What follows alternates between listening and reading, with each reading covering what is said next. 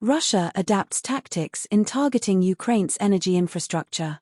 Russian forces are concentrating attacks on Ukraine's power plants in provinces less fortified than Kiev, rather than conducting broad airstrikes as before. Ukrainian officials stated that Russia's recent attacks on the country's energy infrastructure were not as widespread as during the winter of 2022 to 2023 but caused more severe damage. They assessed that the purpose of these strikes is to inflict irreparable losses on Ukraine's energy infrastructure. From March 22 to 29, Russia targeted 7 thermal power plants, all located outside of Kiev province, where Ukraine has established strong air defense systems. Russian missiles also hit 2 hydroelectric plants in Ukraine, including the Dnieper hydroelectric power plant. Ukraine has not disclosed information about the extent of damage to the power plants targeted by Russia. Some Ukrainian officials indicated that several plants, including facilities in the Kharkiv province bordering Russia, were almost completely destroyed. Our goal is to restore electricity production as much as possible by October, said Maxim Timchenko, CEO of Ukraine's largest power company DTEK. Electricity production at DTEK has plummeted by about 80% following Russia's airstrikes at the end of March. Currently, 5 thermal power plants owned by DTEK have been forced to halt operations. Timchenko mentioned that DTEK plans to bring some partially damaged power plants and substations back into operation. He estimated that at least 50% of the damaged facilities could reconnect to the power grid if Russia refrains from further attacks.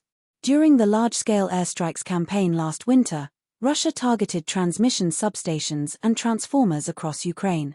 However, Russian missiles are now only hitting power plants in specific areas, aiming to completely destroy them as they cannot be rebuilt in a short time, according to Timchenko.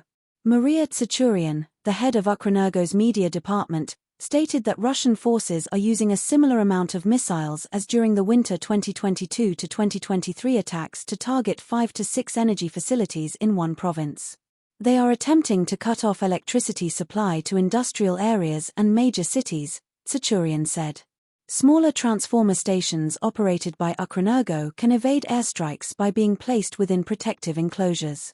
However, it is almost impossible to shield large power plants, which would take several months or years to restore if attacked, Tsachurian acknowledged. Andriy Jeres, the head of Ukraine's Parliamentary Committee on Energy and Utilities, noted the main difference between this wave of attacks and those in the winter of 2022 to 2023 is that Russia is now using expensive missiles. Recent Russian attacks have targeted Ukraine's coal-fired power plants using ballistic missiles costing up to $100 million each, while Kiev only has a few Patriot complexes manufactured by the US capable of intercepting them, Jeres said.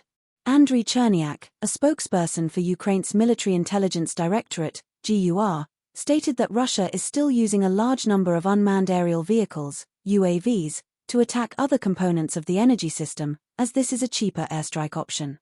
Chernyak estimated that Russia still has enough missiles to launch 1 to 2 large-scale airstrikes in the coming weeks.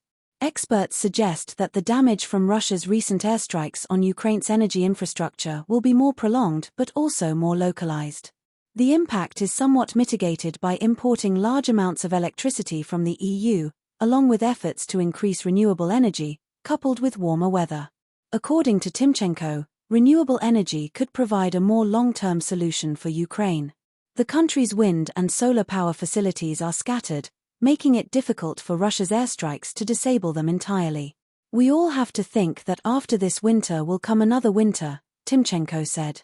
The solution is to decentralize the power generation system.